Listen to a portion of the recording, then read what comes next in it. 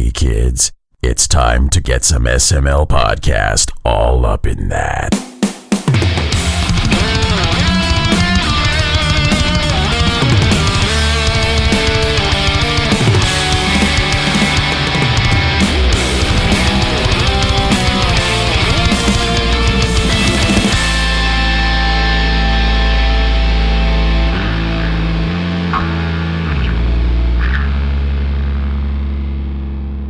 What's up, everybody? This is the SML podcast. I am your host, Joe. Joining as usual, Cole. How are you doing?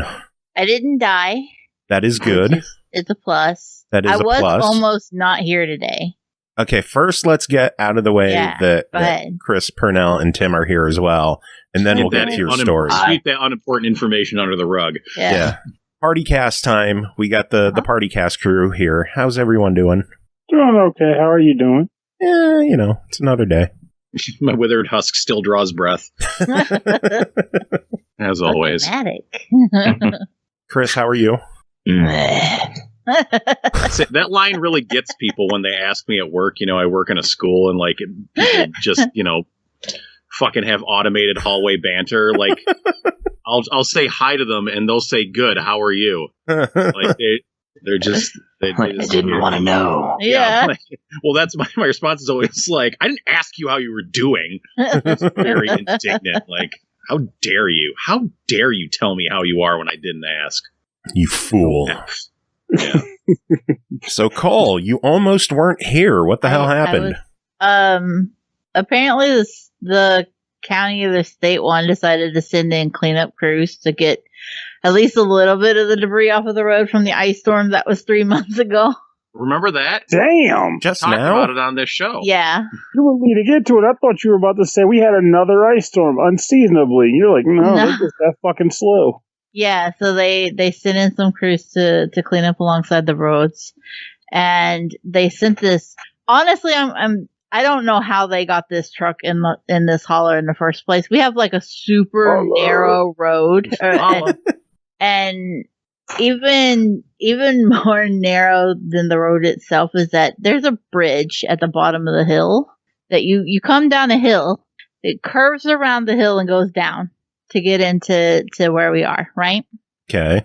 And then there's a little concrete bridge that goes across a great big ass creek. You can barely get one car across that thing. Somehow they got this big motherfucking dump truck size ×3 massive ass truck with this huge bed on it for hauling away these logs. And then it was pulling another trailer with another big ass bed on it. I don't know how they got it down here. I wish I had been there to see it happen, because they had to I'm sure they had. If only any of us knew what the hell that place looked like. I know. Imagine the tiniest. You ever seen a 4-wheeler road that jarts off into a hillside? That's our road. Gee. Okay. We don't even have asphalt or blacktop or whatever you want to call it. We call it blacktop here. Them fancy modern trappings that y'all's got. It's true. The directions to my house include the phrase, when you run out of road, you are almost there. Okay? Where we're going, we don't need roads. Our road is a deer path. And somehow they got these big, massive ass trucks up here. So those motherfuckers were flying way too fast up this tiny ass non-existent road. And they were loaded down. There were tree branches and pine toppings just all over the fucking place. And they went meow up the road. They meowed like a cat? No, meow. No, cats go meow. I mean, it depends on your cat. Okay, I can't. Northern cats sound like that. I'll say that. Listen here, I cannot. I cannot make a car sound because I am a female with a high pitched voice. Anyway, but yeah, that motherfucker was flying, and they hit the phone line, and they ripped that motherfucker clean off the side of my house. Gee, yeah. Sent it flying. It was in tatters on the side of the road. And I have to point out that if you've been listening to this show for any length of time, you will know that this is not the first time something like this has happened. No. Nope. A couple of years ago, the school bus did the exact same fucking thing. Yup. Boy. Wheels on the bus went, holy fuck. Wheels on the bus went, holy fuck. Both Holy cases, fuck. Holy fuck. the people who hit the line didn't even slow down. People with the line went, holy fuck. Wait. It ripped the fascia board off the side of the house. Like there was siding left in the yard. It was a mess. So yeah, I spent all day without phone and internet. And a little fella comes out and he's like, "They tell me I need to fix your line." I was like, "Yeah, they tell you I have to?" He said, "No, I just assumed the tree fell on it." I was like, "Okay." I like how you gave this person a higher pitched voice than you. Everybody has a higher pitched voice than me. Have you ever heard everybody else's voice? My voice is so deep. Come on.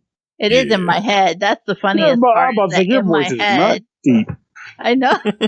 In my head, I was like 34 before I realized I had a high pitched voice, because in my head it sounds super deep, but everybody else is like, "Why do you sound like Minnie Mouse sucking on a crack balloon?"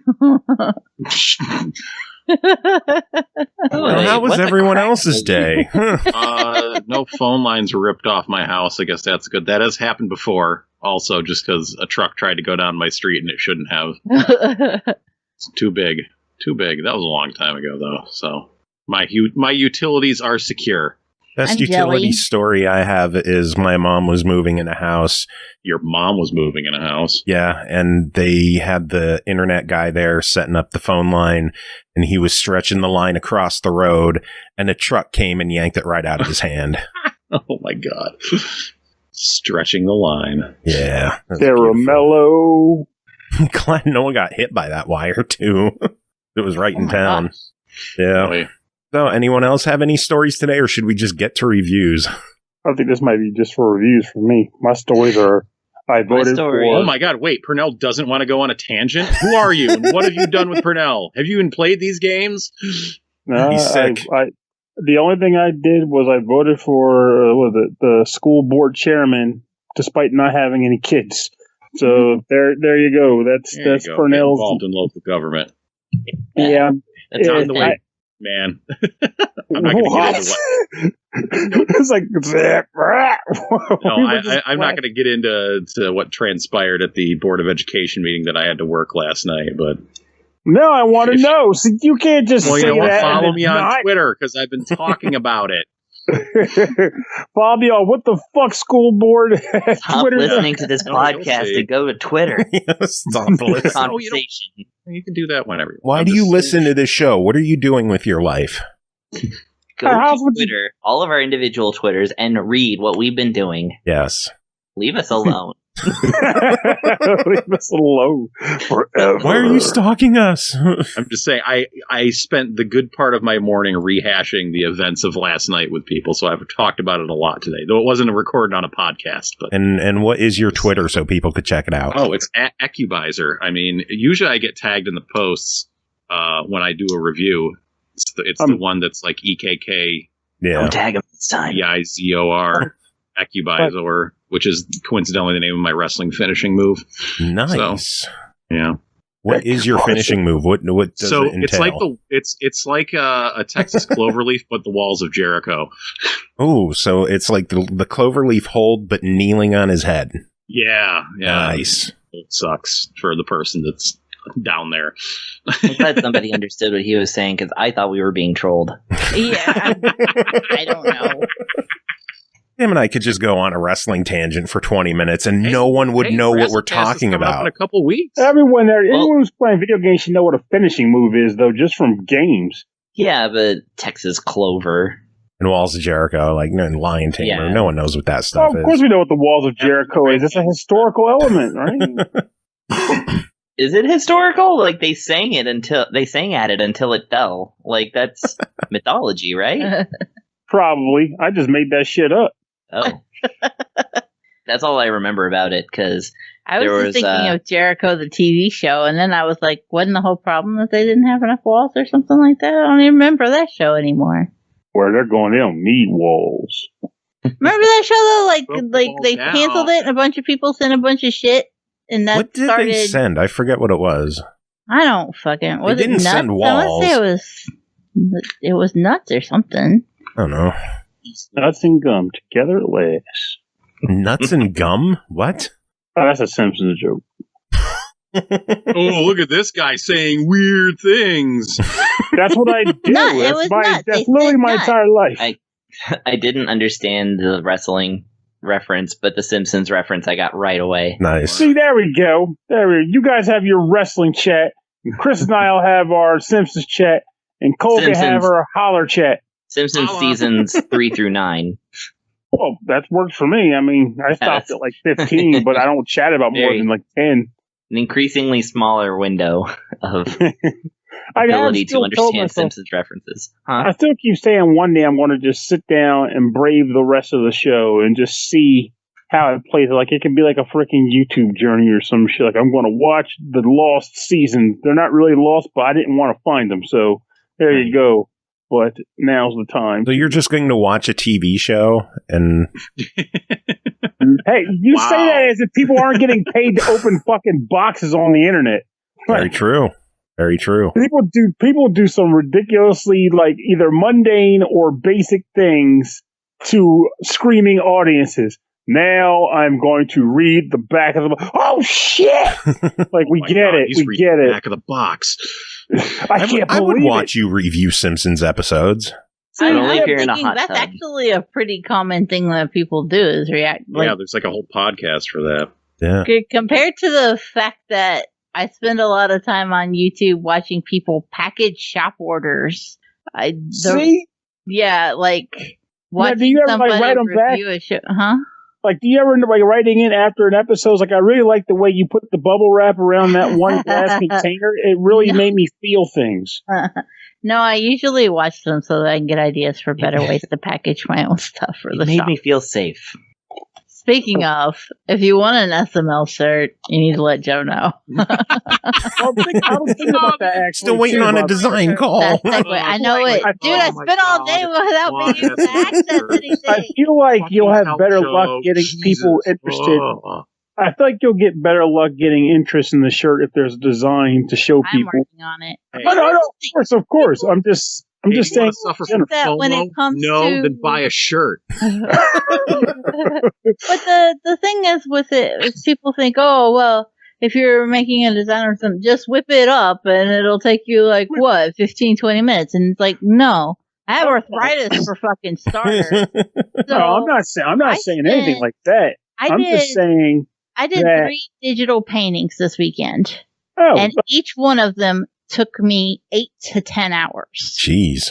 don't get me wrong. I have no sensation of what you just said at all regarding like the idea of like we're expecting a rush. But what I'm saying though is like if people are like being told, hey, if you want this shirt, pony up Do you want to tell them what my plan to put on it is, though, Joe? What I have sketched up? I'm very You want- or excited do you about your wanna leave it? plan. Do you guys want to hear? The current design is a plate of pancakes with a bottle of syrup with the SML logo. That is the plan. I don't know how it looks in your head. I'm excited to see what thought you have for it. Mhm. I don't know if we could put like 70s advertising font on it that says because someone might listen, something like that. I'm excited. Oh, for sure. Like, I'm looking forward to seeing it. I was just saying it in the sense of like when someone's being like, when you're like, hey, buy this shirt. It's like $25, pony up. And people are like, what's the shirt? They're like, don't ask dumb questions. Buy the shirt. It's Shut a your whore podcast. mouth. If you listen to this podcast, you can just assume the shirt is going to be just as dumb as everything else Yeah. we say on here, You'll want to wear the but shirt in as my much as you wanna listen wonderful to the show. illustrative style. But just imagine if the shirt was just literally the I'm word. just going to send out like- shirts that say SML and have a dick on them. But it would be SML Right, written out in wingdings in tiny font. Like, Winged. I'm so glad I could do spent that. $25 Now I on kind that. of want to do that, like on the sleeve or something. That would be cool. SML written out in wingdings. Do it. Do it. I threatened that I wanted to use Comic Sans, and she shut that down. I will not. I will not let Yeah, that. you said that Comic font- Sans. touch my. I paid $400 for my sublimation printer. It is not for Comic Sans. Not to be sullied with your crash font. You might happen to sell 1 million of them to the Undertale community. Yeah. Is that the font that game uses? It's the font that one character in the game uses, and he's named after it. Mm-hmm. But the joke is that anything that's even remotely related to Undertale gets like 1 million views or whatever's. Like just saying it here, assuming it's not edited out, this will be our most popular episode ever. Yeah. In fact, that's it'll the title. Get double-digit views. Our most popular episode ever sounds like a good title. There you go. No, just name the episode Undertale. There you go. Bam. Oh, there you go. I'll call it the one we name drop Undertale. I still haven't played Undertale. It's finally on Xbox, and I still haven't had the time to just sit down and fire it up. It was on Game Pass too, wasn't it? I think it still is on Game Pass. Oh, I thought they removed it. I bought it. Maybe the PC that game to me for the specific purpose of playing it, and I just never got around to it. But I want to. It's going to happen. My advice is to enjoy it and don't have an opinion about it. Oh, no, it is still on Game Pass. You're right. Why would you not have an opinion about it? Just say, I played it. It was a game. And Ooh, no, you don't want to say anything like that. The fanboys will come after you. The fans will come after you. It's scary. Then they'll they actually come after you, or they just be How like... dare you opinionize? Yeah. I mean, it's just a game, right? It's scary. No. I'm pretty sure Undertale is a way of life, actually. Joe, I'm pretty sure you can't title this episode Undertale now. We've done too many hot takes. You know the phrase cult following? Like this puts the cult in it. This puts the cult in cult following, yes. Who hates the game that is so great? They do. Kill them! They do. All right, so reviews. Should we get to those? Sure. Oh, no. I'm not sure there's a following for Atelier Firis or not. See, look, you fired him up. Now he just doesn't want to stop. Yeah. First game to talk about is Undertale. Push the button. Now, first game to talk about is Atelier Firis, The Alchemist, and the Mysterious Journey DX, developed by Gust, published by Koei Tecmo America, released April 22nd on Switch, PS4, and PC for $39.99. Also available in the Mysterious Trilogy Deluxe Pack for $89.99. Together with Sophie and Plakta, two alchemists who she meets by chance, Firis ventures to the outside world and learns alchemy from Sophie. In order to take the official certification exam in a year, she must practice her alchemy skills, complete tasks, and search for licensed alchemists in towns and villages that she visits to collect recommendation letters. Pernell, tell us about your time with Atelier Firis, The Alchemist, and the Mysterious Journey DX. I swear, the description makes it sound more boring than it actually is. Your job is to go get letters of recommendation from other people. Are you up to the adventure of the getting notary, work done? the video game. Notarized. Finally. My time of life. So Atelier Firis is being a notary public. It's my time to shine. Stamp. My mom was a notary for like 20 years. She would love that game, yeah. 20 years. Well, there you go. There's your review. Joe's mom would love Atelier Firis, the game. But this game is the second of the trilogy for this franchise. I want to say it's like Arlen, but I never get the names of them right. But basically, the trilogy is Sophie, Firis, and a pair of girls who enter a painting, which you'll hear about next week. But for the most part, with this one made some interesting changes to the format that I was used to, which yielded mixed results for me. So the idea behind this game is that Firis lived in a cave, like literally. Her entire life was spent living in a cave village that was blocked off by a giant stone door that only privileged people could leave and come through, like basically people for trade or like hunting and stuff like that. So much of her life, she pretty much just wanted to see what was on the other side of the door. And unfortunately, her family wouldn't let her go up there. Her village wouldn't let her go up there. Doubly so because she had a gift for finding ore, because she could hear the ore in the walls. So she could just find ore, and that's how large part of how the town was able to prosper, living in this cave during this period where she was there. Anyway, eventually, like Joe said, she comes across Sophie through a weird circumstance and event, discovers that she has a talent for alchemy, and her new purpose becomes to go out into the world and experience it because this is her ticket to do so. The beginning of the game involves a sort of like tutorial period where they want you to get acclimated with the idea of like, here's how you'll get tasks, and here's how alchemy's performed in this game. And this is pretty much also the world clock, how the clock will work in the game. You get 30 days to resolve a number of issues within town for people. And this involves going around, finding items on the ground and collecting them, and then talking to people, of course, and learning what their actual village problems happen to be. Depending on what kind of tasks you perform, whether it's talking to the right person, finding the right items, or any number of other things like seeing character events, you will get, I guess, like recipe ideas that will pop into your head, or a clue to further lead you to recipe ideas. Once you get a full recipe, you will then get pretty much access to being able to create the item. Take it to the Atelier, put it in the cauldron, and then perform a sort of mini game with it. Like in the previous game, I mentioned how the cauldron work is like a bunch of items you lay down on specific like circles on the board. It's hard to explain how it works in these games, but at least this one's a little easier. Instead of that style in this one, when you see the alchemy grid, it'll be like a 4x4 square. And within the square, there will be some lines, like full connected lines. If you place ingredients, shapes, or God, crap, this is a weird game to describe. Every ingredient.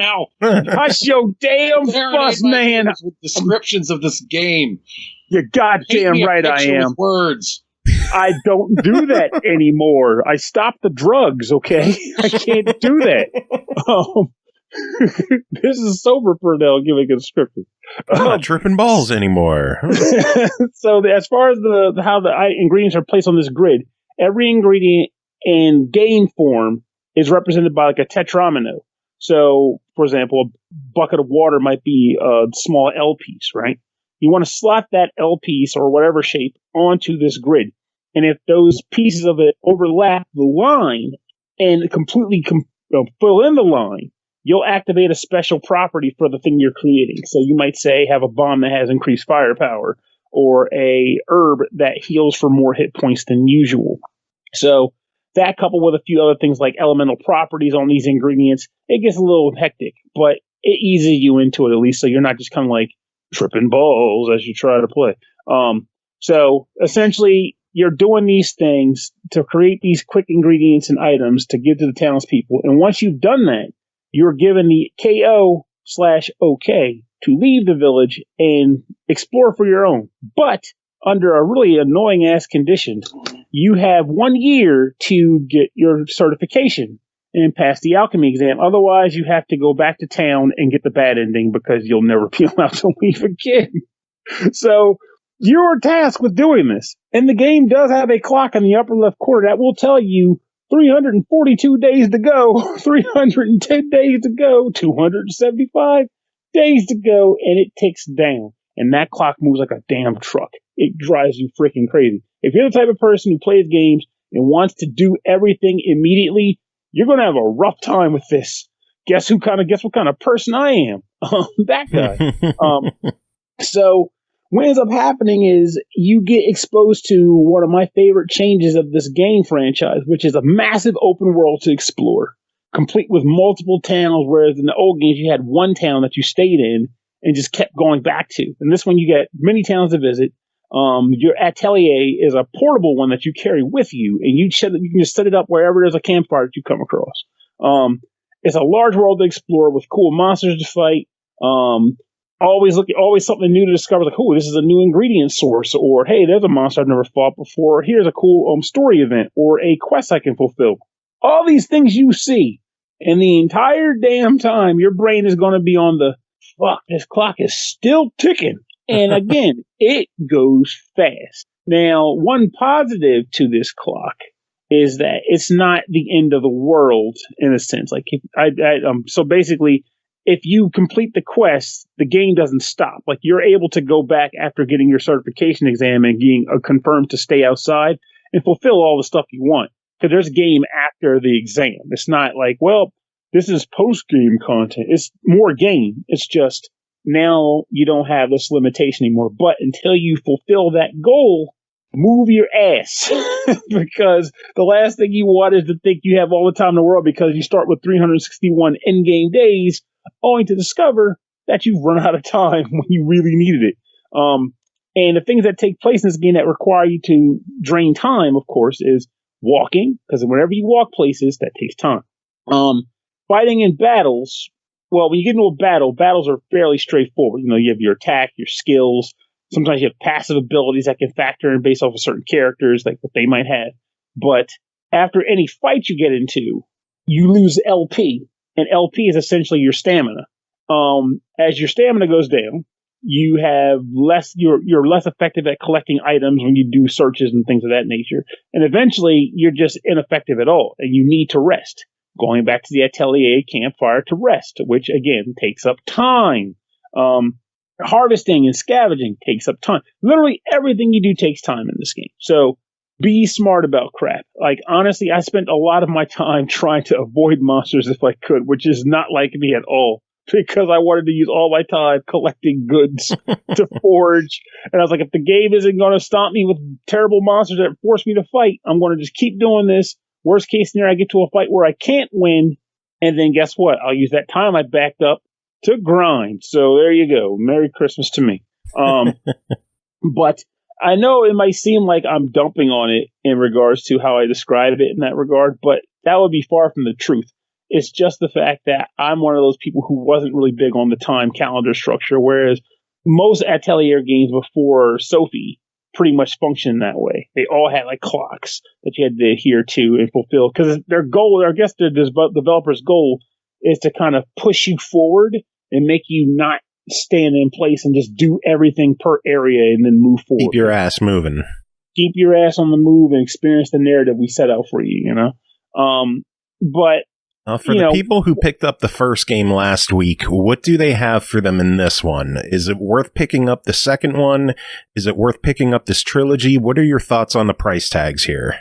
I think at this point, given my feelings on this game, which I guess you may as well be about to hear right now, I think the trilogy is definitely worth the price, because despite what I said about being frustrated by the clock, I do prefer this one to Sophie, because one, it may sound corny or hokey, but I like the concept of this game. Has anybody on this thing played Grandia 1?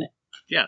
Okay. So Grandia 1, one of my favorite aspects to that game was how the main character's main goal wasn't to fulfill a major mission or to save the world, though that did happen by the end of the game. He just wanted to explore. Oh, well, tough shit. Yeah, pretty much. I think it's been enough time for that one. Oh, yeah. But, like, his main purpose and desire and driving force was he just wanted to see the world outside of his home and beyond the Great Wall that was within range of his town. And every interaction you had, kind of factored into that. This is how this game is, too. Like, even though you have this mission of getting your alchemy certification and all, the real driving force for her is just being outside and seeing things. Like, it may sound dumb, but to see a character get excited about, what the heck is this stuff? Oh, that's rain.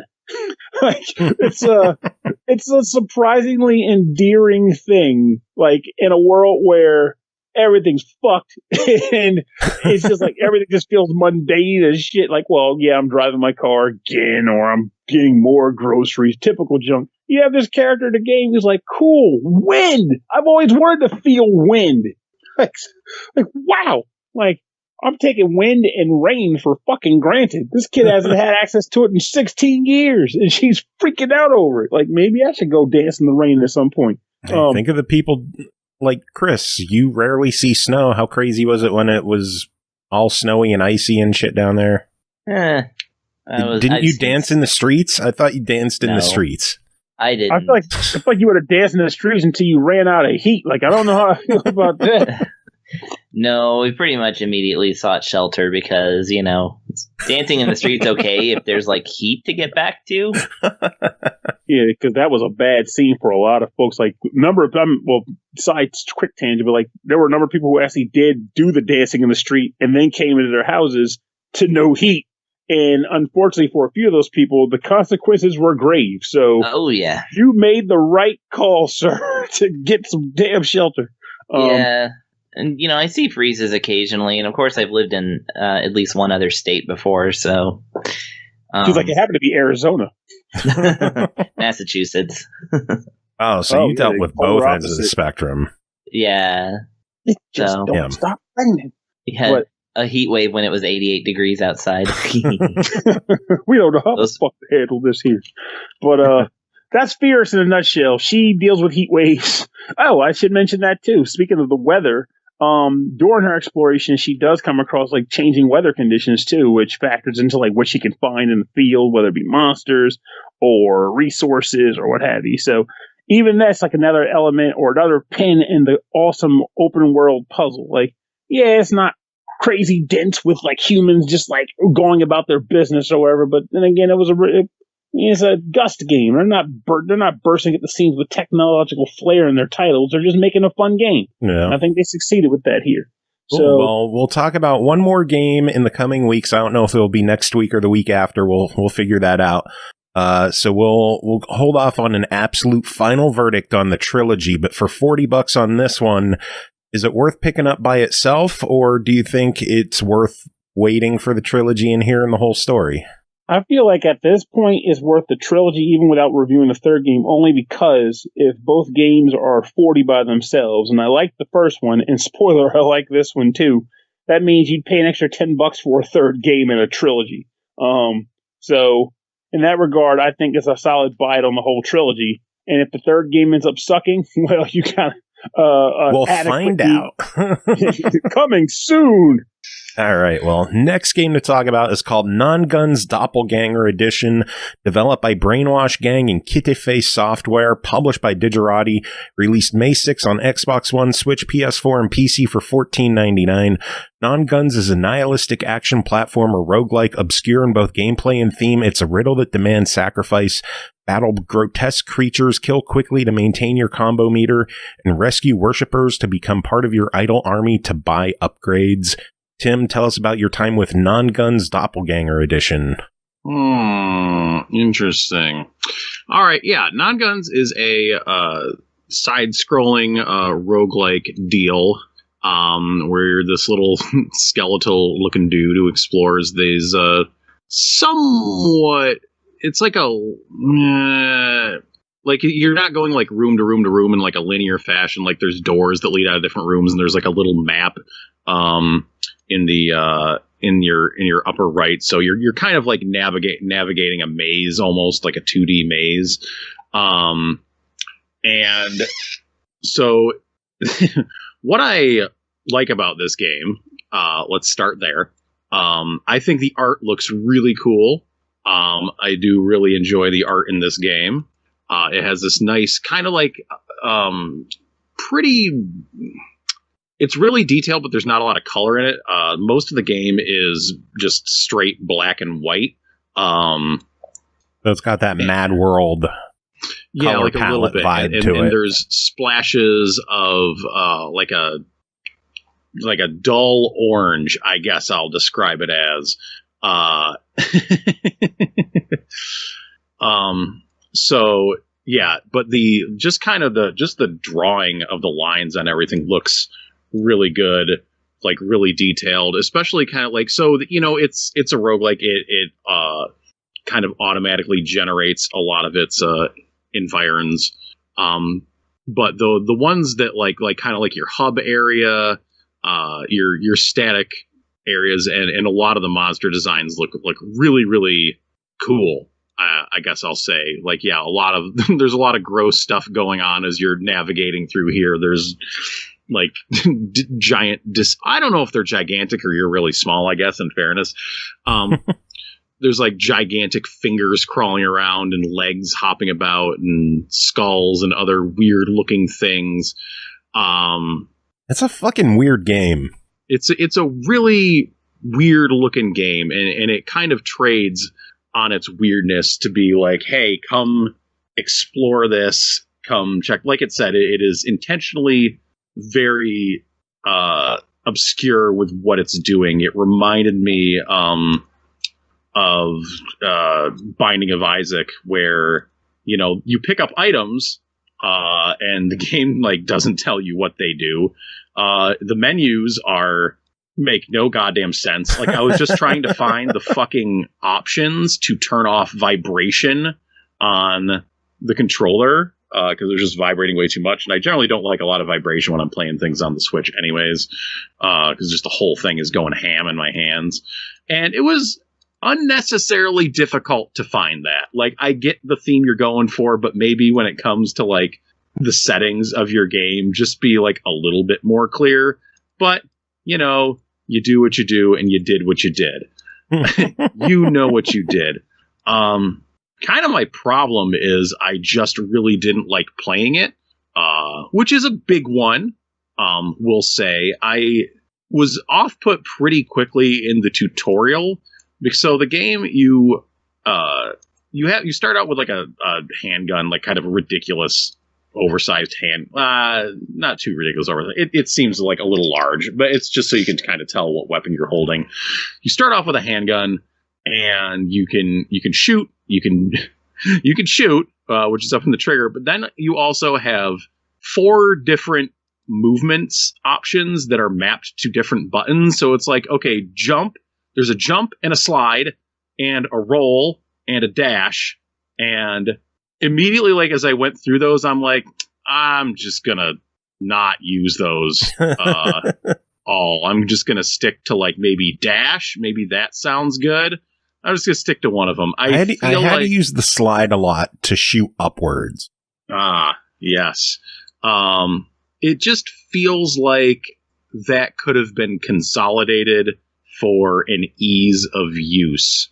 Because it's like just frustrating trying to remember what's where. Like, I guess there's really no reason in my mind that there needs to be a roll and a dash. I don't really get like that could have been consolidated. Slide has been universally down plus jump since the days of Mega Man 3. And yeah, so I feel like I just really didn't like that. So then, you get going around in these levels, and I was then having a tough time, like, always registering when my character was taking damage. Just because sometimes, like, it seems like orange is bad, generally speaking, but sometimes orange can just be, like, kind of in a puddle on the floor. But also, like, you collect orange. Like, when you kill an enemy, orange will fly to your person and kind of restore, like, a bit of health, I think. A lot of guessing in this game because it does not tell you jack shit. Like, to be clear, this game tells you nothing. It tells you nothing. Nothing at all. Like, not a it damn tells you the thing. title. Yeah, it tells you the title, and then you start, and it walks you through like what the buttons do, to its credit, I guess. But then after that, it's like you don't know what the items you're doing, you pick up are doing. You don't really. I mean, you can kind of puzzle out, like, your objective is, go right, explore this thing, get to a boss, rinse, repeat, and then start figuring things out from there. Like, there is a crypt in the first area where you can go in and, like, open up some rib cages and check them out. And surely some stuff goes in there eventually. But, you go into a shop and there is a currency cost. I think it's interesting that, like, you get a point every time you shoot your gun. So theoretically, you could just sit there and hammer on it to, like, buy items. Yeah. So you don't know what I guess it's a game that's going to take a lot of commitment for you to figure out, to, like, even start to figure out what's going on and start to make progress. As it was, I did not get very far. I was just didn't feel like very good about moving my character around or shooting things. And I do wish you could naturally just shoot up instead of having to slide to shoot up. Fantastic. Like, this isn't fucking Mega Man. I don't want to only be able to shoot forward. It'd be nice to be able to look up, maybe diagonal. That'd be crazy. Yeah, and but that's a real that might be crazy. But it feels like a game that, because enemies are coming at you from all angles, And it's difficult sometimes with just like the layouts of the room where you're on a platform and then some enemies are slightly below you, and you can't just like shoot down or crouch to shoot a little bit lower. You actually have to, pop down onto the platform, fire off some shots before they do something despicable to you, and then get back up there. And just compared to, other kind of games in the genre that I might be talking about here very shortly, it just left me really wanting for a smoother action experience. I like games that obfuscate information, but like, man, there is just nothing here to go on. Like, it's a game where you will have to be like taking some notes or, working with a community online to figure out like what items do. I can't wait to see the wiki for this game. And I also didn't like Binding of Isaac, by the way. I didn't like the way that game played either. So I bounced off of that one really quick. I know it seems like it's a game that I would be really fond of. I mean, it's updated like a ton of times over the years, and I should probably give it another go at some point. But of all the roguelikes, it is not one that I was ever like obsessed with. And this, despite taking place from a 2D perspective, seems to share some ideas with that game that also put me off a bit. The music in this game, at first there's none. For like the first like 5-10 minutes, there's zero music, and then like it's like really gentle in the background. Like, it's not like, for a game that looks almost like a little bit death metal, like, it is not going in that direction. Like, it is a much more melancholy, subdued background music, which I appreciate. So like the look and the sound of this game, I appreciate. The actual playing of it and trying to make progress in it, I did not appreciate at all. No, thank you. Well, need a verdict. $15 on this one. What do you think about it? No, I wouldn't. It is not for me, certainly.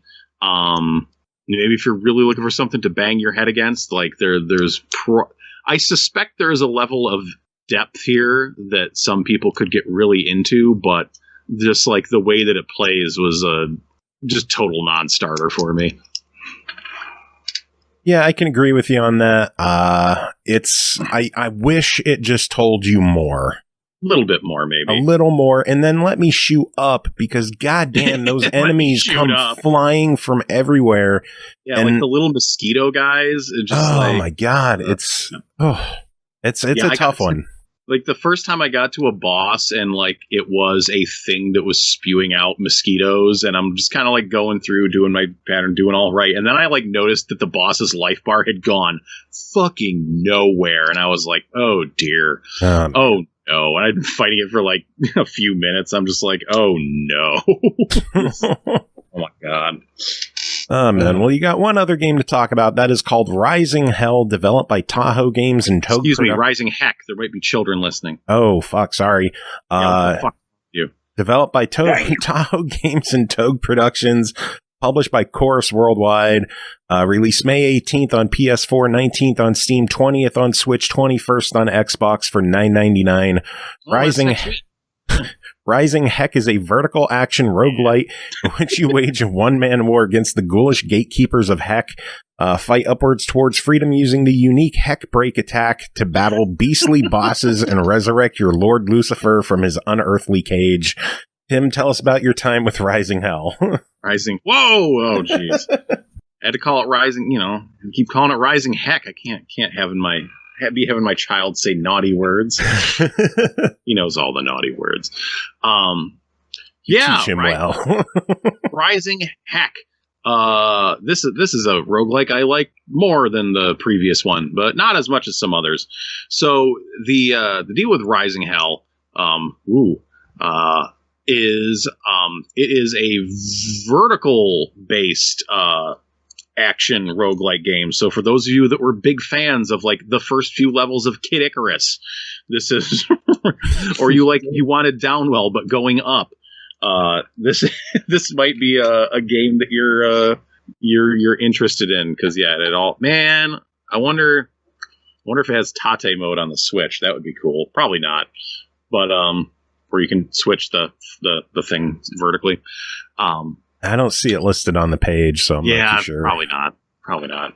I mean, it is in wide format, playing it on Xbox on the television. So yeah, it's just that way. Anyways, so yeah, you are, and there's some things this game doesn't explain that I wish it did too, like the eponymous Hellbreak attack.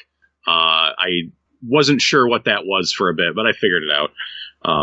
But otherwise the game does a good job of, in light of what we just talked about, this game does a good job of telling you what things are. This game has words in it. It does. It has words in it, and yeah, like when you go into a shop, it tells you what the items do before you purchase them. It's that kind of game. So you will pick one of 3 characters off the bat, and when I say one, I mean there's only one unlocked, so that's the one you're starting with. The other 2 you have to unlock. And you go into a hellish looking world, which you must. The game is all about scrolling vertically. You are jumping up and up and up and up and up these kind of these vertical scrolling towers. You fight enemies along the way.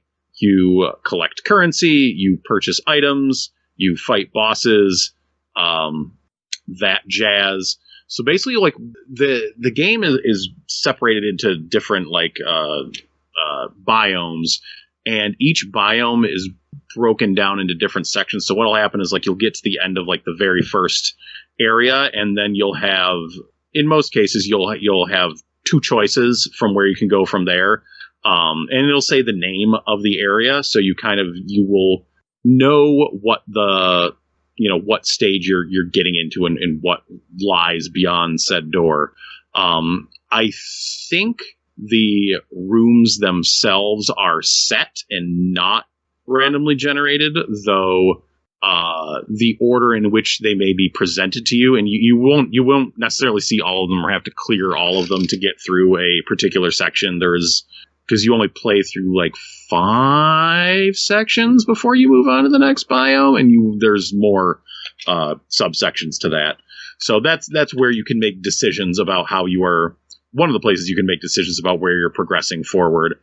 Once you get a familiarity with what it's what the titles of the different rooms means, and it's not like in this one there's a saw blade chasing you, or in this one there's a lot of this enemy, or in here there's this kind of boss. It's that is the stuff you have to figure out along the way, but at least they have names to the rooms so that you can actually figure that out, decently easy enough.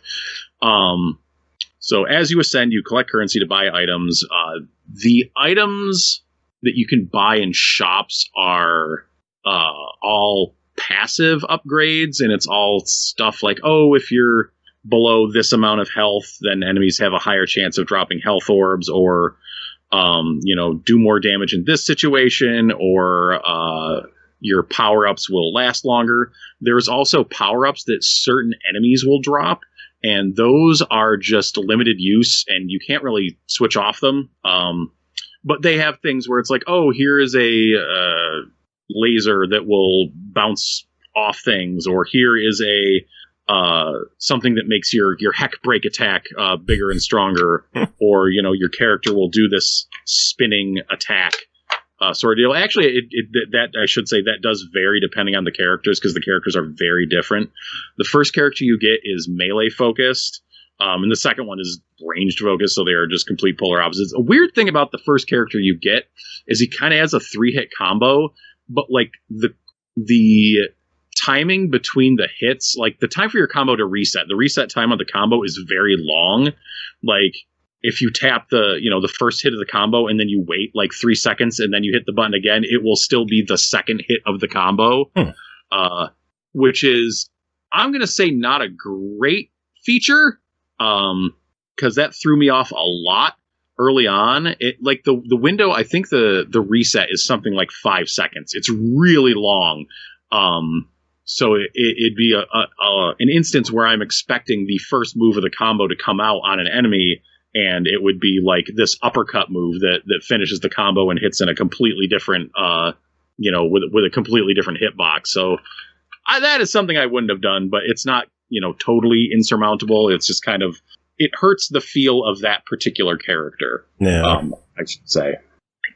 But, So you go through and I should say there's two types of currencies. So there's the currency you can spend in the shops, but then you also pick up these gems that are used to purchase things before you go into another run. So that is what you'll use to unlock characters, and there are other modifiers you can buy.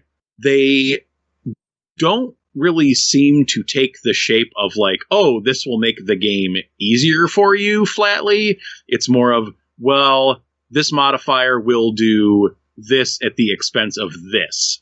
So you're like purchasing trade-offs that you can do.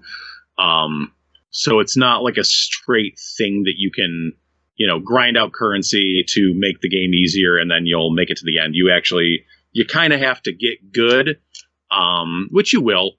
You'll get good and you'll get better at collecting currency and you'll be able to purchase more items and you will inevitably ascend higher and higher in the realm of heck. So the game has, for the sake of replay value, the game has 3 different characters. It has these different modifiers. It has like different challenge modes you can jump into, which is cool. It's pretty solid overall.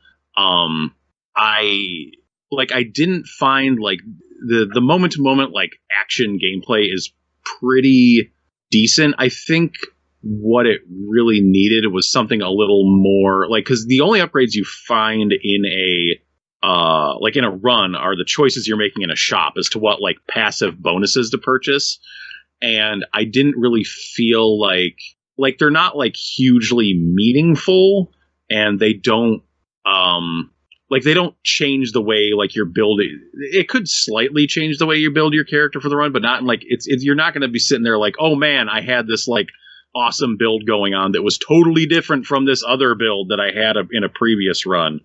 It's just kind of like it ends up all feeling a little bit too much the same as you're going through. So it's like decently fun, but you're not seeing like a huge variety from run to run to run. Like even if you're picking different rooms to go in a particular biome, like they're not all that much different at the end of the day. Some have different like tricks and traps, but they're not like that wildly different. So it's not a thing where I was feeling like a one more game, type of itch to it. It was kind of like I do a couple runs, I'd be like, okay, I'm good for right now.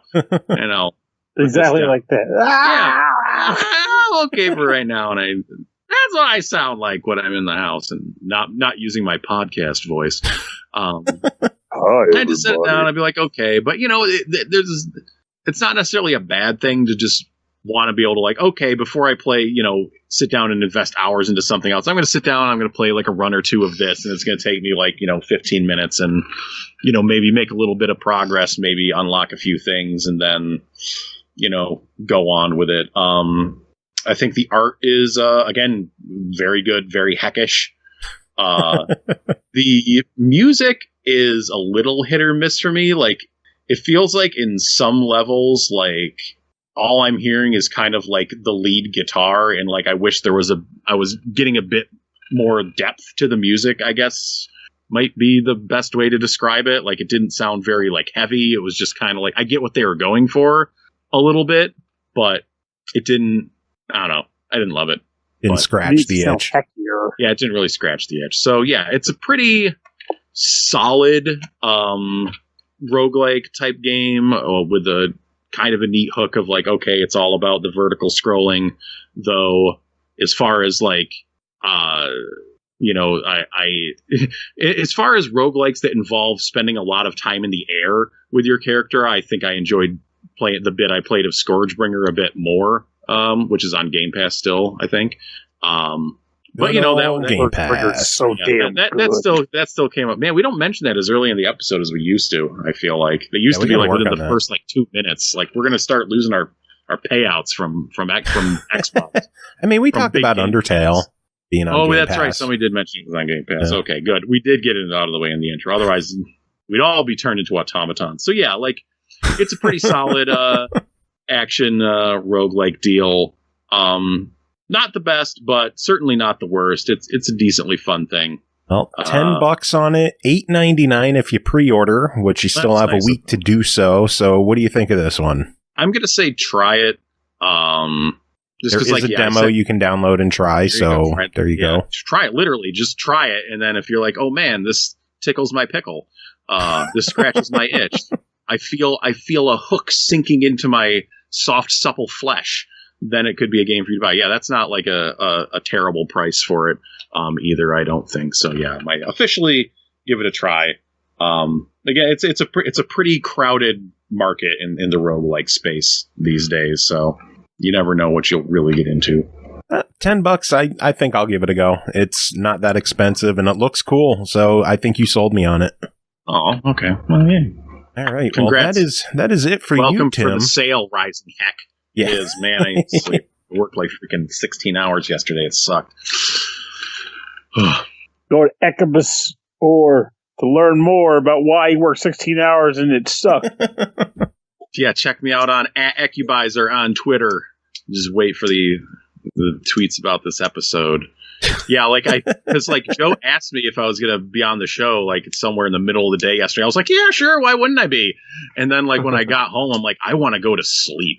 I almost told Joe, I'm just like, maybe I won't be there. If I might fall asleep right now. And I did fall asleep for a little bit, but that was around the 6 o'clock hour. So I took a nap too. Rising. I really wanted to keep sleeping, but hey, I got it up. Whoa! Well, now you can go to sleep. So. Rising something else. Wait, but he ain't going to sleep now. He's rising up. Hi-oh. He's raising up. Oh, God. Do you have any final words before we move on? I tried thinking of a joke, but my poor, tired, slagged brain couldn't think of a goddamn thing. Slag. Yeah, pretty much. Good night. Good night. All right. What'd you say? Good fight, good night.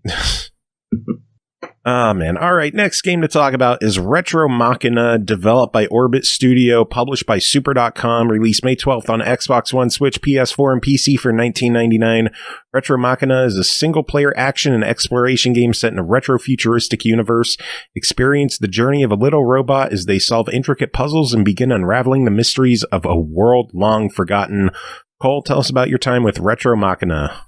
So, Retro Machina's the whole premise is that you're a little robot in a great big world run entirely by robots. It's kind of what people in the 50s. What happened to Joe? I'm laughing at Angirth came in and said, You know what's funny? When you open the stream full volume, the first sound you hear is supple flesh. Oh my goodness. I was so Listen confused. to the previous review, folks. You'll see what we mean by supple flesh. Okay. Anyway, this game does not have supple flesh. There is no flesh at all. It is all robots. It's kind of a world where, you know how in the 50s they thought that the 2000s was going to be this weird mesh of retro futurism. Mm-hmm. This is that. It's basically somebody from the 50s imagined this was 2021, and that's how the game is set. There aren't any humans left. It's just the robots. And the very first thing that caught me about this game, what drew me into it, was the art style and the design of the worlds. I cannot stress how fucking pretty this game is. It is beautiful. It is so well illustrated. Everything just looks incredible.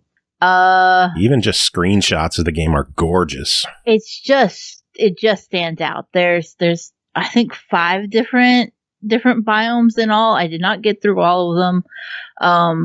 But they're just every time I was in a new area, I was just stopping and looking. Thankfully it kind of lets you do that a lot. Because my biggest complaint with the game is that it's really sparse. I get that, it's a futuristic dystopia kind of thing and there's no humans left. But even the robot presence is really kind of slim. On one hand, I didn't mind it because it meant that I wasn't running into combat too much, because even though the game plays like an isometric puzzle adventure, there is combat that you will come into contact with, and I kind of just found myself wanting to avoid it. I didn't care about it. I would run into a boss and I'd just shrug and be like, how can I do this with as little effort as possible? It just didn't, there wasn't a whole lot of options for the combat beyond just pressing X most of the time to swing your little wrench. You can have your robot use his ability to hack the other robots around him and take control of them. And that gives you a little more options for how to handle combat, but they are not as smooth as they could be. For example, one of the robots that you can hijack shoots like these little fireballs. Fireballs. And getting to actually use those in a way where like you could direct which way they were being shot was impossible. I was trying to use them to take out a mini boss, and I got annoyed with it to the point that I was like, fuck it, I'll just hit it with my wrench. Because that was just easier. Hey, whatever works. Yeah, and it was like, the idea of using the other robot to sabotage and take out the mini boss seemed like such a cool concept, but in actual practice it didn't work that well. Going back on everything being so pretty, that also leads a little bit of problems with some of the level design. It's not always intuitive that you can go an area because everything on the scene is so pretty, but there may be a big ass tree in a corner, and it makes perfect sense for it to be there, but it'll be blocking a pathway and you have no idea you can go that way, and so you'll be backtracking and walking around like a dumbass. And you're like, I don't know where to go. And then you accidentally get too close to the tree wall and realize that it's not a wall at all and you could have gone that way the whole time. What I'm trying to say is it could benefit from like some, hey dumbass, go this ways. They want you to explore. They have secrets all over the place. They want you to struggle to solve the puzzles, to find the hidden areas, to take over the other robots and find different ways to interact with the world that they've created. And it's great until you just can't flat out see something mundane. So either having some kind of cutaway when there is a pathway that goes beyond what would otherwise be considered an invisible wall, that isn't invisible because it's a fucking tree. Having some kind of cutaway when there's an area that you could actually go into, or some other kind of hint, spilled paint on a sidewalk or something, just something to draw your attention to make you think, oh, I can go that way. That would be really helpful, because otherwise you do just spend a whole lot of time going, I'm just going to walk until I end up in a room with some robots I can kill and then walk some more. That is my biggest beef with it. Everything else, man, you could get lost in the world, even forgiving that it's so sparsely populated. But the problem is that you do get lost when you don't want to, when you just want to progress, when you want to just figure out what you're trying to do. That's frustrating. So some quality of life smoothing out would be really nice, but otherwise I really enjoyed the game and I thought it was so pretty. Also, could use a little more music. There is some like ambient noise, but there was no background audio or background music to the point that I was like, oh yeah, this feels, like it's part of the game. It's an issue when you mention the music. I never mentioned the music, and the music, I was just like, there's none. It's so quiet. And to an extent, I guess it makes sense, right? Because everything is supposed to just be run by robot dystopia, but I don't know, there's just nothing. I turned on music in the background just to have some sound. And I was just, I don't ever complain. I don't ever notice video game music, but I notice the absence of it. That's for damn sure. Don't know what you got till it's gone. Yeah. Well, $20 on Retro Machina. What are you thinking? This is one of those that I feel like it's more of a try it. There's definitely some quality of life shit that needs to go down, but it's got a solid foundation. It could be really awesome if they just smooth some stuff out. smooth out the supple flesh. Yeah. And supple metal. There's no flesh. That's the problem. Supple metal. Also, there's a free demo on Steam. So if you want, you can play it that way to see if you like it. But and if you're as bothered as I was by the lack of background music. All right, well, moving on. Next game to talk about is called Chroma Quaternion, developed by EXE-CREATE, published by KEMCO, released May 7th on Xbox One, Series X and S, and Windows 10 for $14.99. In a world with 4 kingdoms, each colored by a season where roles are granted by the quad deities, strange happenings suddenly threaten the peace there. A quest begins to find each one's calling in this intrigued fate and journey through the kingdoms to get to the bottom of the mystery.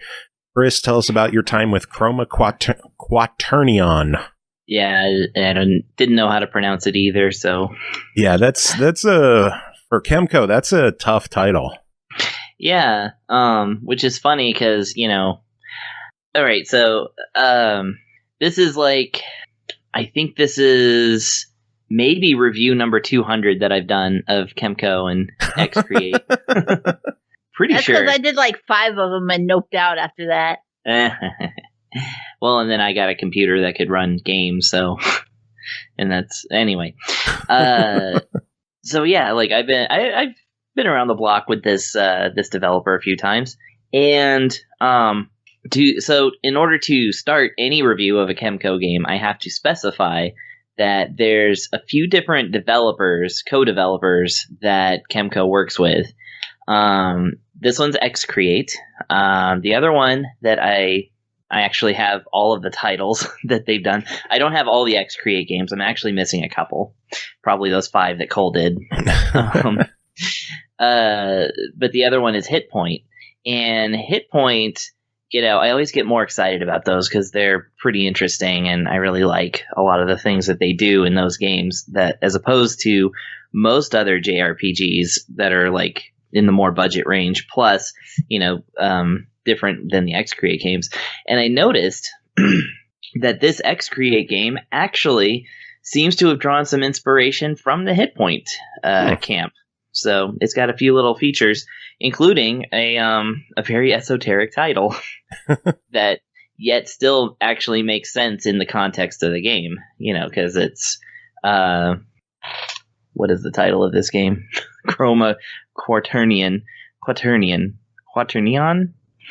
Anyway, yeah, it's Quaternion. I don't know. I do my best. I'm only human. It is colorful, hence the Chroma thing. And Quaternion, it does deal with 4 kingdoms, 4 seasons, as it were. But mostly, it deals with.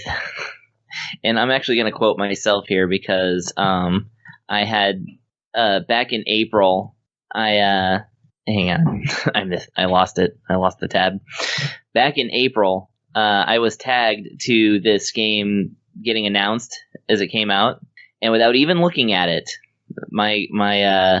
or just looking at the one screen, the title screen for it, which showed some characters, I said male protagonist, check. Secondary female character as potential girlfriend, check. Weird character that will probably end up being some kind of deity, check. Inconsequential other character, check. Those graphics, double check. Yep, looks good. I bet the soundtrack is good. And I'm here to tell you, I'm a gosh darn prophet. That or these games. So there is a checklist to go through. I actually should really write one out that's more than just those 4 points. But so this game deals with a male protagonist named Ark. And I've mentioned before that KEMCO EXE-CREATE RPGs, male protagonists, always male, and they alternate between being insufferable and good-hearted but kind of bland. And as with the last game that I reviewed, even though it was a little bit of an older game, that character was, the misanthrope or just, kind of a jerk. This character is a nice bland boy. And like I said, his name is Ark. And this game actually kind of deals more with a job system, which you don't see often in the EXE-CREATE games, but we did see it in Monster Viator, which is again a hit point game. Except that the jobs actually are given like as quests mostly, and they actually have to do with actual events in the game rather than I'm a priest and now I'm a mage and now I'm a knight.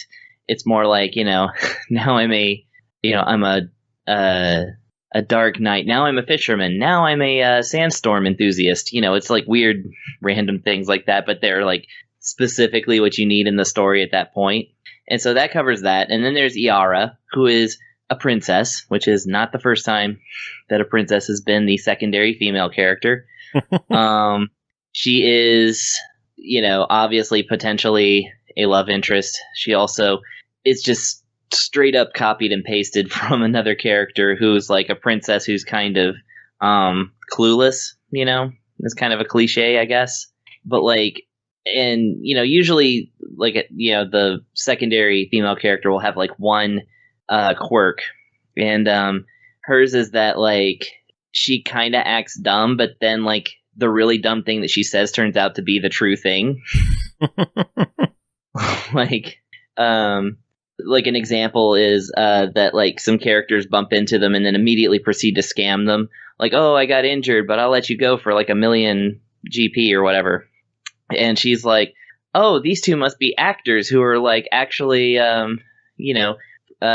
practicing their craft in front of us. And they're like, no, I think they're actually trying to scam us. And they're like, no, it's right. We're actually actors. So like that kind of thing. It's, it's fun. Nice. And you got 4, who is a giant dog, who I don't think is actually a deity. However, there's a pair of twins in there that are clearly like deity adjacent. So I wasn't lying. And who knows, the dog may turn out to be a deity. That is not outside the realm of possibility for this. But either way, it looks like an adorable dog. It's an adorable, yeah. It looks like a giant like Pomeranian, but like husky, not husky size. What's that one big, really big dog? Malamute? Mastiff. No. Mastiff. That's the word. Yeah, it's like Mastiff size, but it looks like a Pomeranian. And yes, it's a good dog. 4 is a very good dog. And then there's Evale, who is the maid to the princess, and so she follows around dutifully, and she really hates the protagonist, but she really loves dogs, so she's inconsequential. And literally her weapon. So you don't equip specific weapons, you just equip what they call a lapis, which is just a jewel, and it strengthens your attacks, but their weapons always stay as the regular weapons. And hers is throwing dinner plates at the enemies, so real progressive here. Dinner plates, you say? Yeah. I said, well, I'm officially sold now. Yeah. Yeah, she throws dinner plates. It's sadly not like super wacky like that one game that I did that I can't remember the title of. This one's more straightforward. But I will say, I make fun, but actually this game is really, well, and this is actually true of most of the KEMCO, EXE-CREATE games. It is very fun and gets you sucked in. And it has like, different features. So this one's a little different than most of the other games in its features. I already mentioned the job system. There's also a summoning system wherein you can, if you gain enough divine points from attacking or getting attacked, you can then summon like a screen clearing, special deity based like monster, which is actually kind of cool because sprite art has gotten to the point where it's like a Final Fantasy VI summon, but it like looks like it's about to break the screen. So yeah, there's it's pretty cool. And it does not have the weapons eating weapons system that most of those games do. Instead, you get 3 magical pots, and what they do is that there's one for weapons and one for armor, and if you drop them in, then it will extract the special, special abilities are tied to specific weapons and armor, but you can, like something like, I don't know, this heals your life when you attack an enemy. You can extract those and turn them into rings that you can then equip up to 2 of per character, and you can strengthen those rings by just dumping in like all of your spare weapons and armor.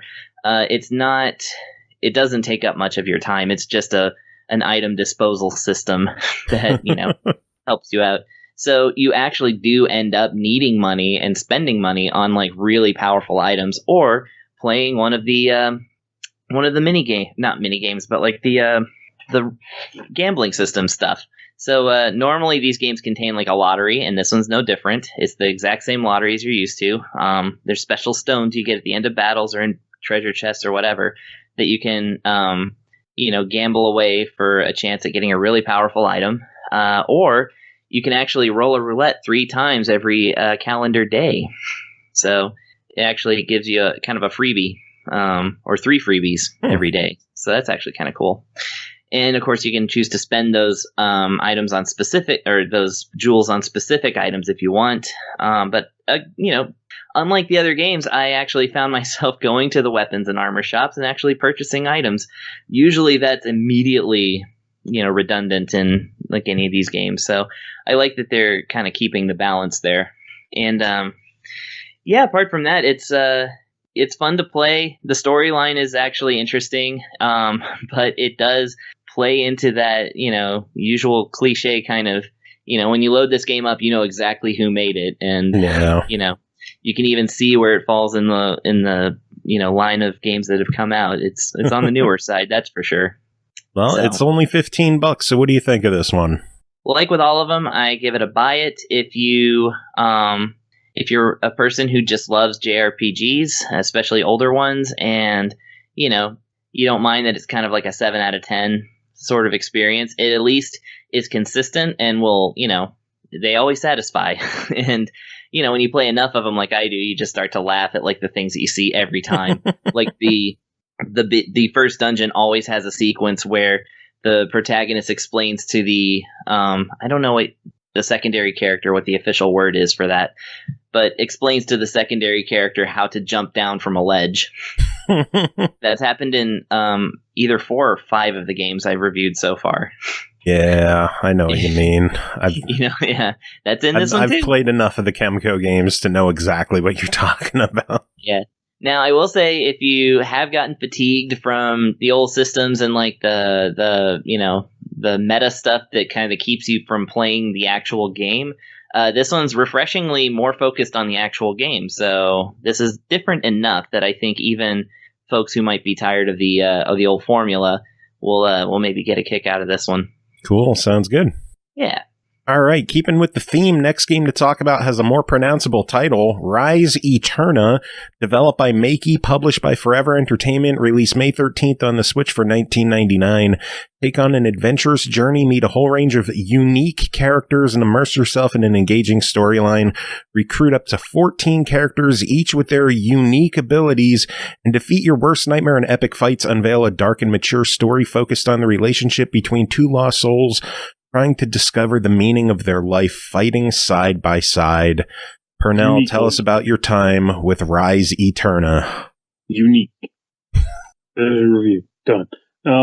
Rise Eterna. So, essentially, I guess the best way to describe this game would be like Fire Emblem Light. So, the idea behind gameplay in this is strategy RPG, where it kind of plays out on a very small map. And when I say small map, I mean like as far as the world map is concerned, a place you can go. There are a number of nodes, but the game exists on an island. So between the different kingdoms, you'll be traveling between them with your various party members, starting out with just Nathiel, whose name, I wish it was just Nathan, but it's Nathiel Nathiel and Lua. Basically going between the different environments, starting with those two, but over the time, as time progresses and levels progress, you'll come across other party members, other by way of narrative or by other means or whatever. But for the most part, the way I was playing it, I was just coming across people by way of like narrative. And when you come across them, they pretty much join your party. And aside from meeting new people, the other thing you're going to do is just straight up battle in this game. There's not a whole lot you're going to do aside from that battling. So the way it works, though, is when you enter an actual stage, you will be on a map that can honestly be sizably of decent size. Though don't let that feel daunting, because whereas instead like a Fire Emblem game, the typical person's movement range is like 5 or something, Nathiel and Lua's movement is 10, which is insane. Like, I've never played a game like this where any character move unit halfway had across like the map. That. Yeah, pretty much. Like, the maps are big enough, though, that 10 isn't halfway across the map, mind you, but still, you're going to get around much faster than you would expect, knowing that movement range is what it is. But you'll be able to move around the map, and typically the goal for levels is going to be to just, like, kill everybody on the screen and then not lose key members of your party. But as you're moving around the screen, what'll happen is, like, there's your team's turn and the enemy's turn. On your turn, you can move every one of your units at one time. And if you put yourself in a position to attack an enemy, you can attack as well. Some unit types have, like, melee attacks. Others have ranged attacks. Others have melee ranged attacks, like basically the spear users, essentially, for that one. They can attack 2 spaces away. Every once in a blue moon as well, an enemy may well be able to counter you, or in your case, the same thing. You can counter them. But that isn't as common as I would like it to be, though. Eventually you'll unlock some skills, which I'll talk about in a second, that could add to that. So when you get into a battle, usually it's just your stats pitted against the enemy stats. But if you put a character unit next to your primary unit, they can lend support stats to that main attacker. So you might say put one of your archers next to Nathiel, he'll go into a scuffle, and he'll get maybe like +2 agility while his friend is standing next to him in combat. So it behooves you to kind of have people supporting each other in battles. And on the enemy's turn, of course, they'll attack you. Typical fare for enemy combat, nothing special. On maps, aside from like fighting enemies as you're exploring, you'll come across treasure chests and also gather points. If you come across any of those things, you can pretty much just acquire items from them. Treasure chests, you have to walk up to them and open them, some of which are unlocked, so you can just grab them like any old thing. But the locked ones require a treasure chest key. And treasure chest keys can be acquired either through finding them on a map or building them using materials and resources at the end of a stage. Materials being the things you find through the other thing you find on a map, which are gathering points. Usually like water or bushes or like rock. And when you gather on those spaces, you'll get corresponding resources from those things. So a bush might yield berries or twigs. A rock might yield ash or stone. And the water yields, I don't know, scorpions or something. No, it yields water. So you'll do that. So essentially, you'll be doing the thing I like about that, though, to an extent, though, is that it is random, 100% random what you get. And what I mean by that is, on one level, I found a treasure chest that was locked. Further into the level, one of the gathering points gave me a chest key. I took the chest key back to the chest, opened it up, and I got a chest key. Seemed kind of pointless. Exactly, that's how it sounded. I found a locked treasure chest, found a treasure chest key within the stage, which can be used to unlock that treasure chest. I took it back to the chest, unlocked it with the treasure chest key, and got a treasure chest key. Was it like a different color chest key, or was it literally, I used this item. Key to get the same? Oh, what the fuck? That's when randomization goes wrong. It's like, if I had any doubts that it was randomized, that would have put it to rest right there. Like, no one in their right mind would design a game to do that. No one. Resident Evil doesn't do that shit. At least they have the balls to give you, a spade key and a club key. I mean, it's not like that. But, I digress though. Like, it's just worth noting that you never know what you're going to get. Literally. Sometimes you'll go to a gather point and get literally nothing for it. God. So, now, keeping in mind, the only way to get items in this game is by way of constructing them using gathered items or gathered resources. So, that lends itself to one general annoyance that you could possibly run into with the game, which is that healing items, because the other items I almost don't care too much about. There's like throwing items, like maybe yield status effects on enemies and stuff like that, but I've always been bad at using that kind of stuff. The healing items, though, which you will need to use, can't be purchased. They can only be constructed, and they do run out. So if you happen to have a health potion and you just accidentally, I won't say accidentally, you'll burn through them because you get your ass hit.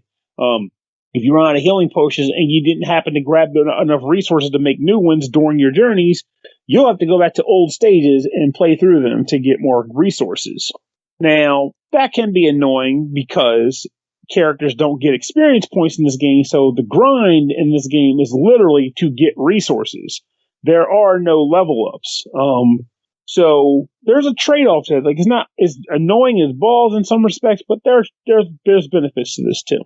One, when you go back to old stages, all the treasure chests and gather spots show up anew, so you can re-loot those things and get new stuff. All random, of course, but still, you can loot them and get new stuff. In addition to that, every time you beat a stage, whether it's an old stage or a new stage, you get a skill point. That's an interesting thing for me. Like, I was very shocked that redoing an old stage got me skill points. But when you beat it, when you get a skill point, you can go to your the skill tree, and unlock new abilities. Now, every character gets 2 different trees of skills to work from: hero skills and generic skills. Hero skills are skills unique to that character, and generic skills are things that every character gets. It's just a matter of the order of which not the order, but just unlocking them and when you want to do it. Now, when I say skills, I'm not saying like you get brand new abilities or anything like that, but you generally get like various trait enhancements, like your attack power go up, or you might provide a different benefit and support skills to, adjacent units, stuff like that. Whereas generic skills are going to be things like, the first one will be, get 2% hit points or 4% hit points back at the end of a turn if your hit points are below 50%. Now, these are trees in the sense that you cannot unlock the next set of skills, which, for the record, it'll only ever be a choice between 1 or 2 at a time. But you can't unlock the next set of skills until you've completely maxed out the previous one. So if the skill says 0 out of 3, you can't say put 1 skill point in there, unlock the next set of skills, and just go outward. No, you have to put all 3 into that, get to 3 out of 3, and then the next skills will be available to purchase. So you will literally be going from left to right. I mean, that annoyed me a little bit, but it is what it is, I guess. Generally, when you have a skill tree, you want to just unlock the skills and then buff up the specific ones you like more than others. But why they made this choice, I have no idea. But that's on them. Rise Eterna, baby.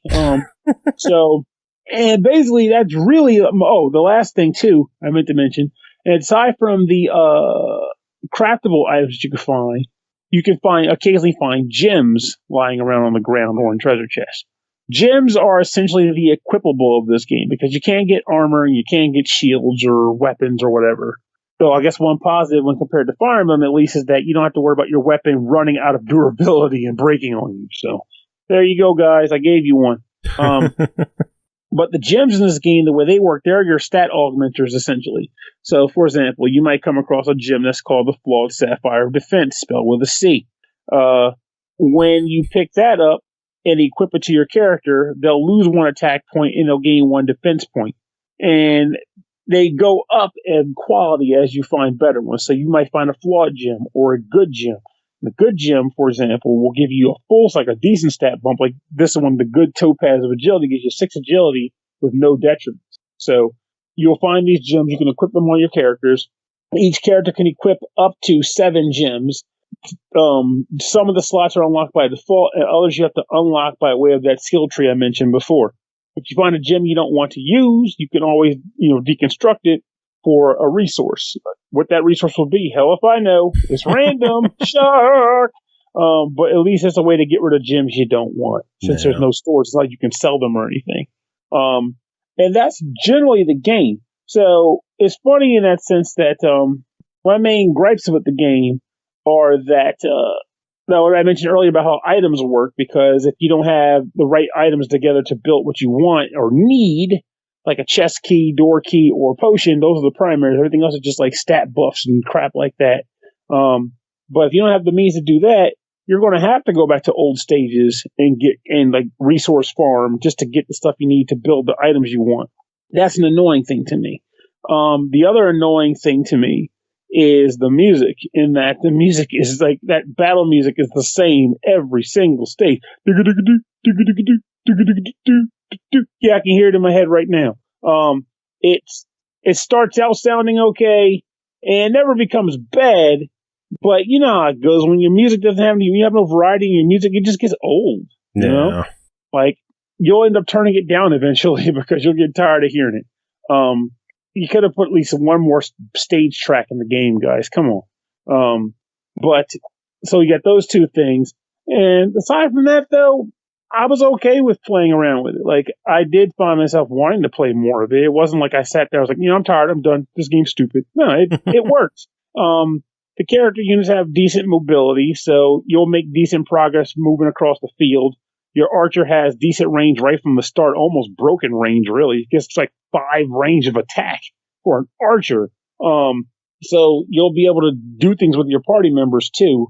And the story isn't anything to write home about, but at the same time, I wasn't actually just putting it down either. The dialogue can stand to get some updates. So, like, the main characters, until they perform their eventual bond, they would have these dialogue scenes where they were just like arguing back and forth. More particularly, the woman was arguing with the guy, calling him stupid or I'll kill you, blah, blah, blah. And he's like, man, kids these days. And I'm just like reading these dialogues straight from like, it gets old. I get it. You don't like him for reasons that make no sense. They make sense as the beginning of the game. They explain it. But it just felt like after the first or second battle, I'm like, Jesus, would you shut up? The dude's rolling with you. Just hang with him. Relax. But I digress. But those things aside, what is the price of this game? Because I didn't know when I got it. It's like I didn't say it at the beginning of the review, Pernell. Come on. 20 Come on. Rise like Eterna, $19.99. What do you think of this one? I feel like it's a try, but if you haven't exhausted other options for the tactical RPG element on the system, and money's no object to you, I'd say definitely make sure to tap in like a 3 houses or something first. But if you've hit the guys that you expected to hit and you want to try something new just to, wet your whistle until the next big guy comes along, I think this is a decent try. I mean, it's good. It's just you're not going to sing his praises or anything when you're done. Yeah. All right, well, next up is a 2-pack of games from Xitilon, Butterfly and Butterfly 2, developed by Grin Robot, published by Xitilon, released May 12th on Windows 10 for $4.99 each. Puzzle platformer game with an interesting gimmick. You can't jump, so you need to bounce off your enemies or use tubes to your advantage. Both platformer skills and logic are required to complete the challenging levels. Deft fingers and quick reactions are required. Sweaty neck guaranteed. Bonus points for using the word deft. That's a my bonus eyes. Points for me? Yeah. Do I get bonus points? Sure.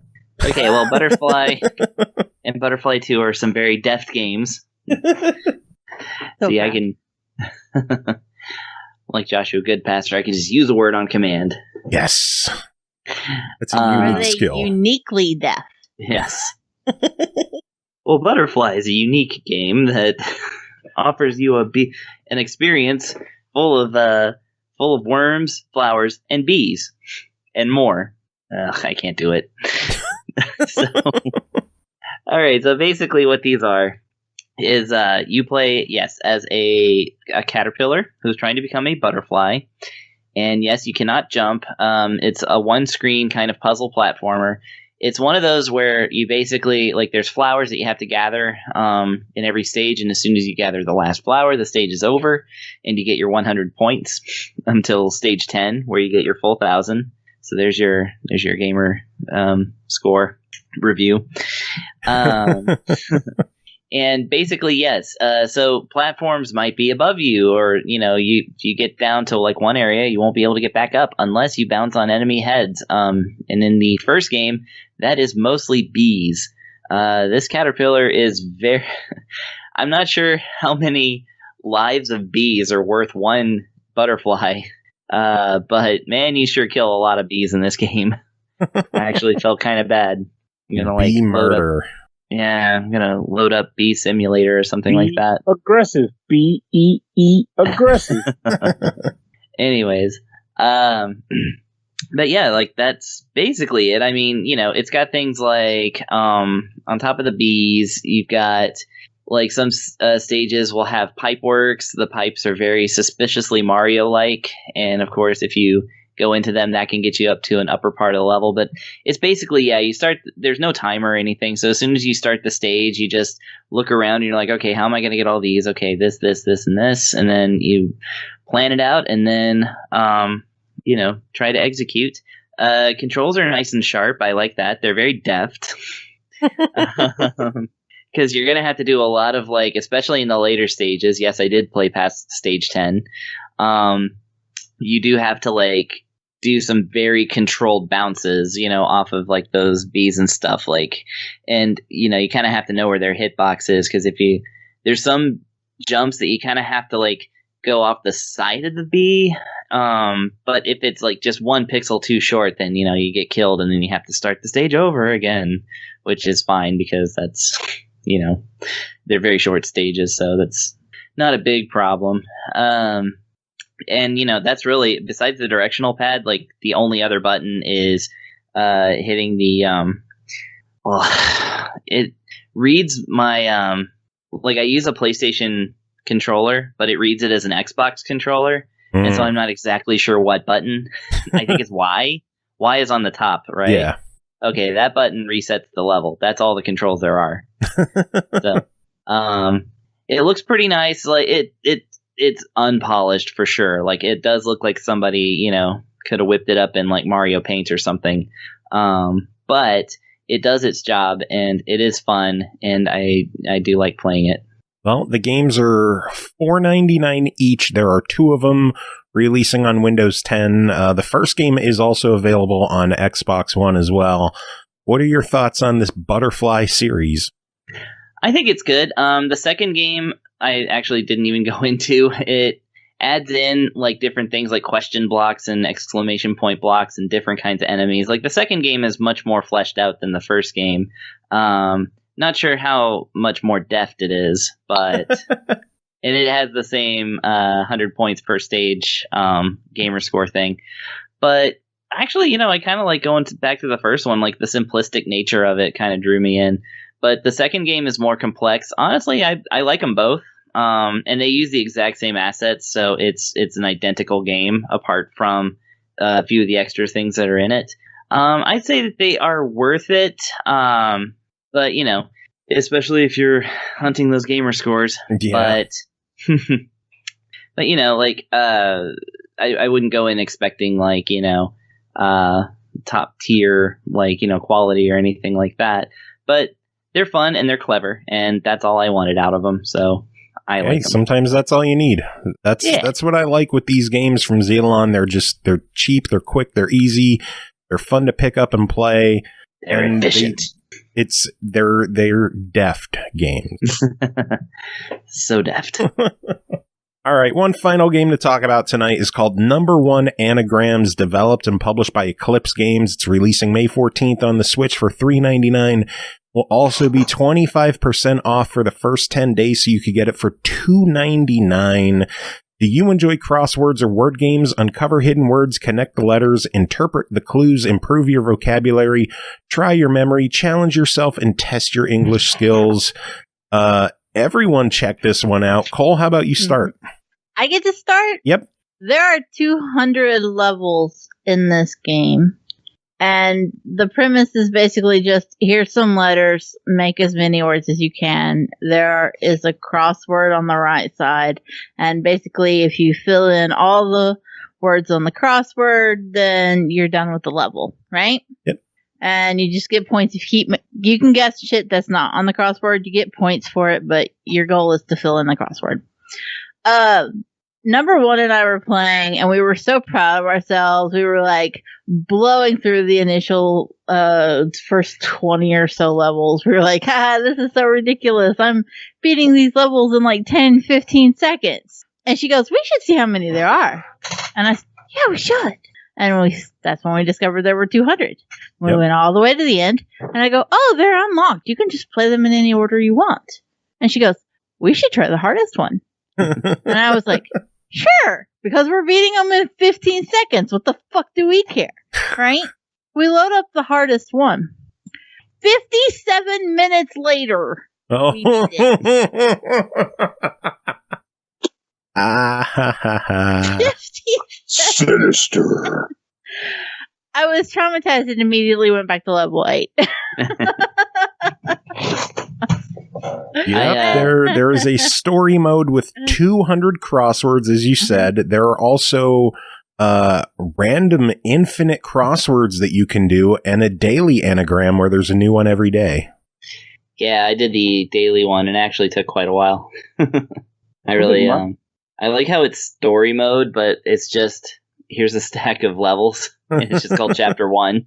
Like that, there's no story to the Anagram game. Not no story to the story levels. There may be one that you have to write out yourself using the same 8 letters. Darn boss. A unique and pleasant experience with this chapters.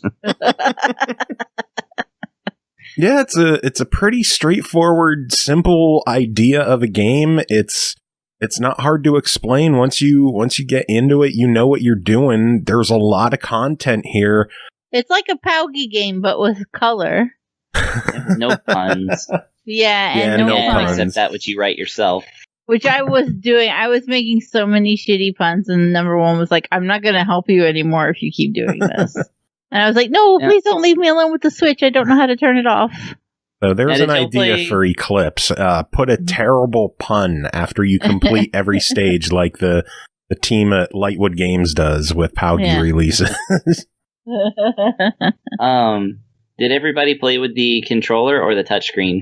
I played with the touchscreen and I did not like. Normally with these games too, I'm like, oh, this is so much better with the touchscreen because you can just touch the letters. But where you have to draw the lines to them, not as easy. And it was playing on the tiny screens with that's a bitch. So I just preferred to play with the controller. Yeah. I actually did like the touchscreen better. Really? I have fat fingers. Maybe that's my problem. I have pretty bad fingers too. But guys, we all have fat fingers. Pernell, did you get any time with the game? I actually have been playing it for much of the episode. The game is good. The only thing I dislike about it, and I guess it's not really a negative for the game proper, just a thing worth noting, is that I always hate when games do this where they have the time, and the time factors into your score, because of course anybody who has access to that is going to end up just remembering the words they chose, redoing the stage, and getting a 10-second time on it with the full combo for the words. Like, oh, look, I'm really smart. Guys, catch me. But aside from dealing with that nonsense, the game concept is great. I've been a big fan of anagrams for a while now. Funny, I've learned about by way of the Simpsons episode,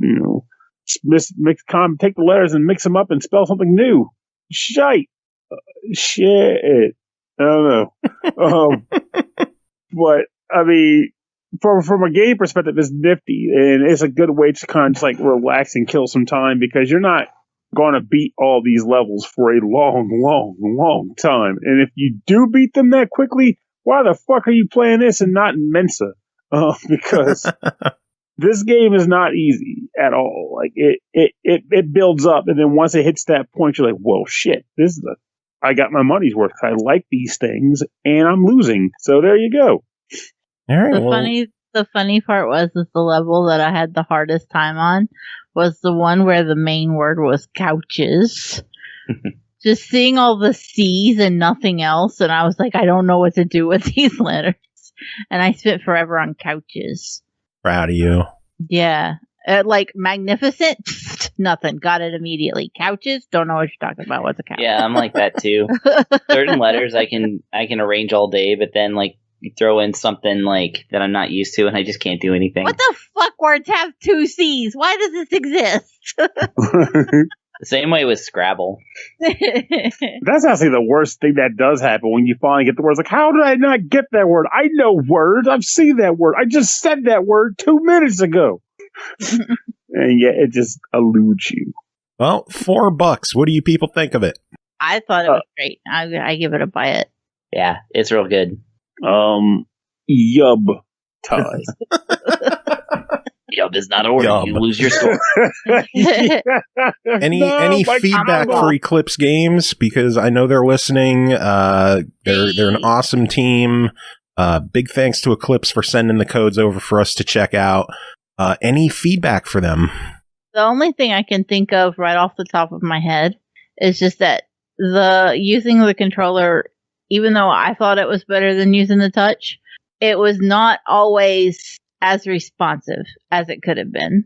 Like, there were times where I definitely would click a letter and I'd go on, spell the rest of the word, and I'd look back and the one letter would not be there. And I'd be like, that is some bullshit. That's just a thing that happens, though. Like, it's not the end of the world. You can just back up and undo it. But that was the only thing that I could really think of to even bitch about. I'm not sure if it'll actually matter in the grand scheme of this, because I'm sure people who want to cheat are going to find a way to cheat.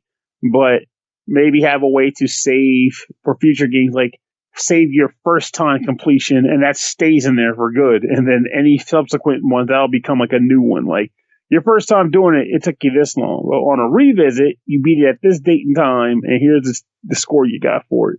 I don't know.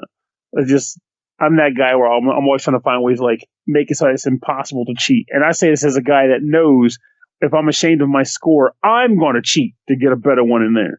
So just, make it so that it maintains what you did when you first did the level, as opposed to, just overwriting it and just having this, like, obscenely impossible score as your score for a stage. Chris, anything? I guess make the word wheel bigger. Yeah. I mean, and you're putting it on the left. Put more letters on it. And also, yeah. Also, maybe make an option to have, for people who are going to play it on touchscreen, because I really feel like this is a touchscreen game. I mean, I played it in bed mostly. Make an option where you can put the wheel on the left or right side of the screen, so that when you're reaching over to touch the word wheel, you don't block the entire screen. That's a smart idea. Mm-hmm. Yeah, that's all I want. Everything else is good. What about an elephant? ELE. Yeah.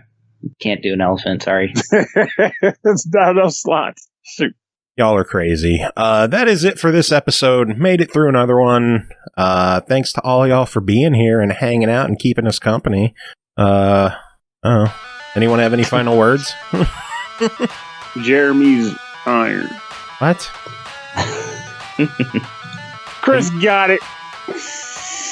I'm worried about you.